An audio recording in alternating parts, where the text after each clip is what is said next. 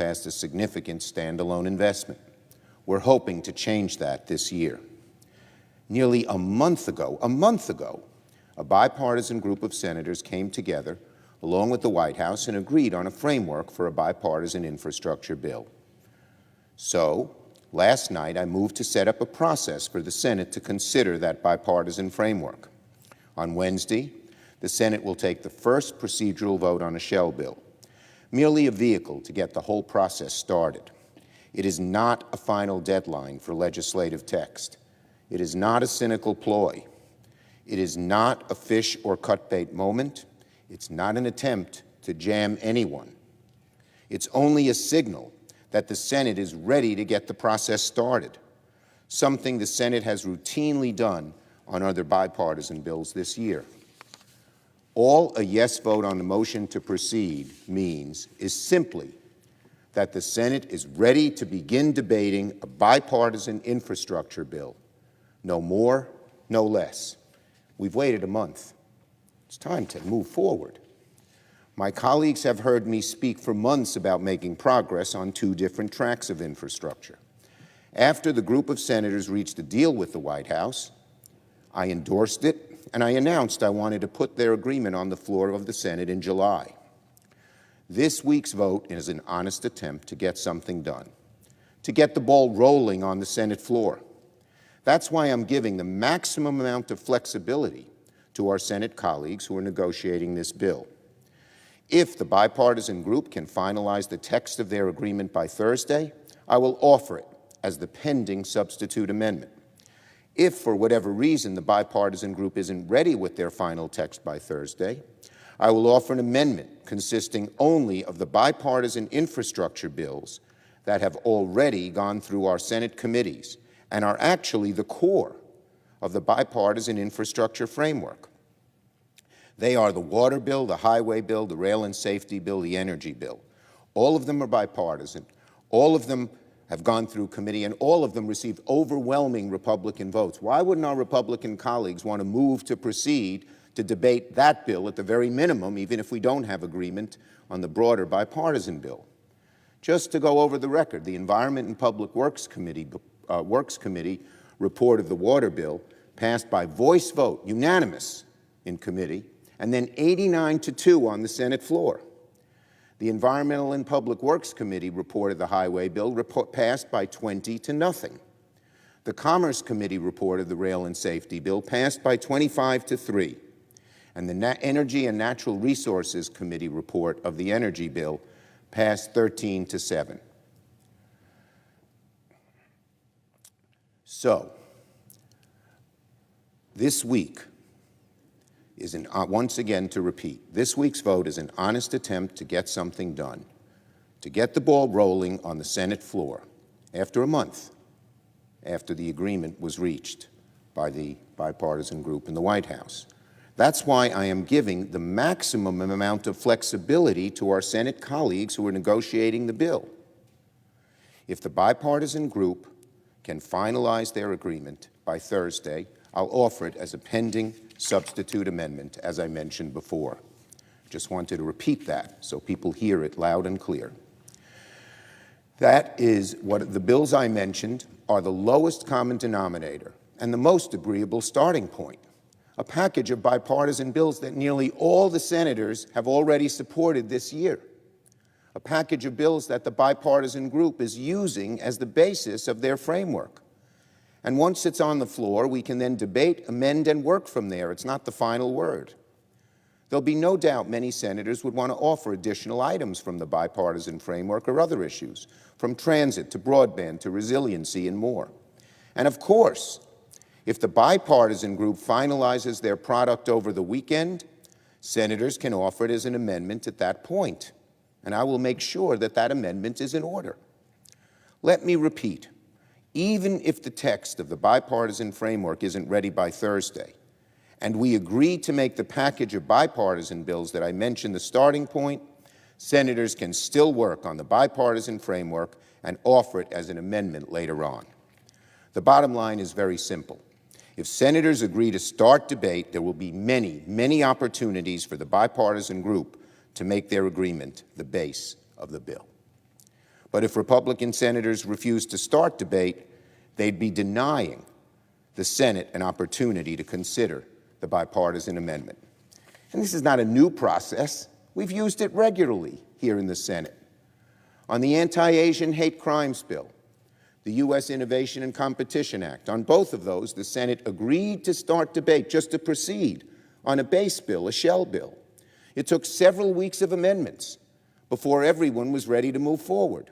Eventually, and successfully, both measures passed with significant bipartisan support. If we did it there, on the Anti-Asian Hate Bill, on the U.S. Innovation and Competition Act, we can do it here. There's no reason we can't do it here with infrastructure. Look, senators of goodwill on both sides want to finish the bipartisan infrastructure bill before the August recess. That's certainly my goal. But in order to finish the bill, we first need to agree to start. Let me repeat that. But in order to finish the bill, we first need to agree to start. That's the first step. Let's all agree to start. That's what this week's vote is about, and I hope my Republican colleagues will join us in beginning debate. Now on another matter. Right now, there's a fire burning in Oregon the size of New York City. A heat wave recently rolled through the Pacific Northwest that melted power lines and cracked roadways in two. Hurricanes and flooding in the east have battered one community after the other. Earlier this year, a snowstorm engulfed the typically scorching state of Texas and claimed the lives of hundreds of people. And of course, we saw what happened in Europe with the flooding. These extreme, once-in-a-century weather events are now commonplace. The dangers of climate change are here, and they are real, the dangers of climate change. Fighting climate change will take not only new technologies and new ways of thinking, but something more basic. It will take people, lots of people, working together to fight climate change from the ground up. This morning, I joined with my Democratic colleagues from the House and Senate to push a bold new approach to fighting climate change that will help create thousands of good-paying jobs in the process. The Civilian Climate Corps, CCC. The idea at the core of the Civilian Climate Corps harkens back to the New Deal, when hundreds of thousands of Americans were put to work on conservation and infrastructure projects across the country. During the Great Depression, President Roosevelt needed ways to put Americans to work and to do it fast. And he found a way to do it while having those workers do something enormously productive for the country. Building public works and dams and bridges and airfields and flood and forest fire prevention. The Civilian Conservation Corps, as it was called at the time, was a brilliant idea, a success that should be harnessed once again, this time to fight climate change. The bottom line, we need a CCC for the 21st century. We can put Americans to work on climate and resiliency projects. We can put Americans to work on clean energy initiatives across the country. We can put Americans to work helping poorer and more disconnected communities help challenge of climate change. And we can create millions of good-paying, or hundreds of thousands of good-paying jobs, particularly focusing on the poorer communities, the communities of color that have been left out in the past. The Civilian Climate Corps can be one of the largest employment projects and one of the largest environmental projects at the same time. And I believe the Senate should work to make this a reality this year. I believe the CCC, the Civilian Climate Corps, should be one of the pillars of the American Jobs and Family Plan. And as Majority Leader, I will ensure that CCC be included in the upcoming budget reconciliation package in as big and bold a way as possible. Next, finally, later the Senate will pass a long overdue fix to the Crime Victims Fund to help Americans stitch back their lives after falling victim to violent crime. As hard as it is to suffer the trauma of violent crime, survivors almost always face enormous financial hardship in the immediate aftermath. Just think about health care or mental health services for victims of human trafficking or sexual assault, emergency housing for victims of serious domestic abuse, legal fees for those who try to pursue justice for the crime committed against them. Those services can cost tens of thousands of dollars. So, for nearly 35 years, the Justice Department has operated a crime victims fund that uses money from federal convictions and fines to help survivors of violent crime. It's a simple idea. It's helped thousands and thousands of Americans during the most challenging moments of their lives. But today, this popular and effective program is in danger of going into the red. Compared to 5 years ago, the Crime Victims Fund could fall to less than 1/20th of the former size by the end of the next fiscal year. Well, the Senate is not going to abandon Americans who have survived violent crimes. Today, the Senate will pass legislation to replenish the Crime Victims Fund and set it on a path toward long-term stability.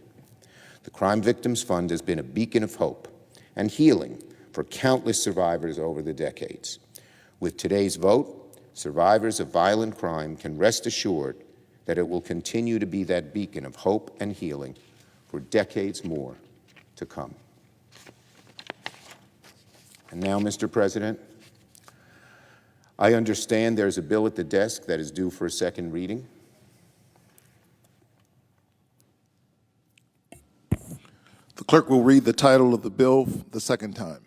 S2382, a bill to authorize the National Cyber Director to accept details from other elements of the federal government on non-reimbursable basis and for other purposes.